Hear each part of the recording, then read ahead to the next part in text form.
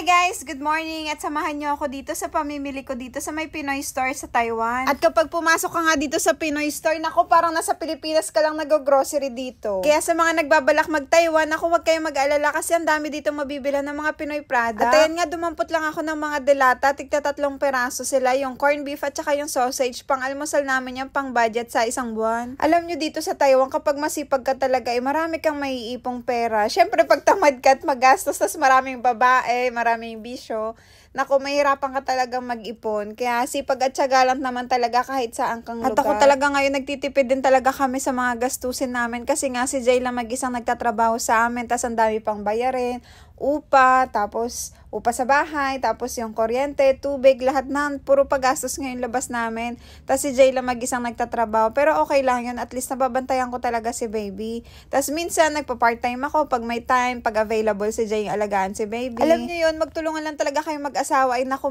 malalagpasan nyo talaga lahat ng problema. At focus lang talaga sa mga goals. O diba, sa video na to, hindi mo akalaing nasa Taiwan ka, kasi nga, puro Pinoy food mga nakikita nyo, mga Pinoy product. Ayan, may mamasita.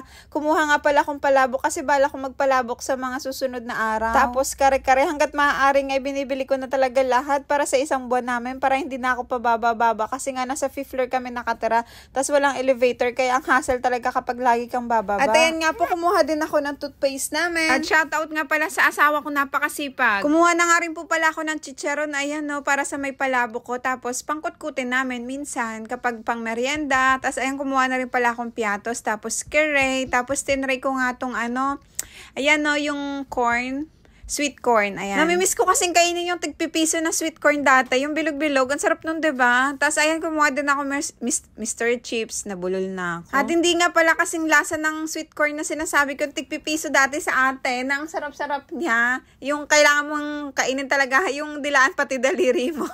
Tapos ayan nga, bumili din ako ng Palmolive, kasi nagtry akong ibang shampoo ngayon, binabalakubak ako. Tapos etong Sunrocks na pang colors, hey. Kasi nga mantsahin yung mga damit ni baby, ang dami natatapong pagkain kahit nakabib siya. Tapos kumuha nga pala akong Cloud9 kapag yung panghimagas namin pag nauumay kaming kumain. After nga kumuha ng mga kailangan ko, tapos ayan, babayaran ko na siya dun sa may counter. Maganda dito sa EEC kasi nga may points ka, tapos naiipon siya, pwede mo siyang pambayad kapag madami ka ng points. Tapos kapag naka 500 ka, may line points ka, tapos kapag nabuo mo yung 13 na ticket, may makukuha kang product. Kaya gusto ko din talaga namimili dito sa EEC. EEC, baka naman.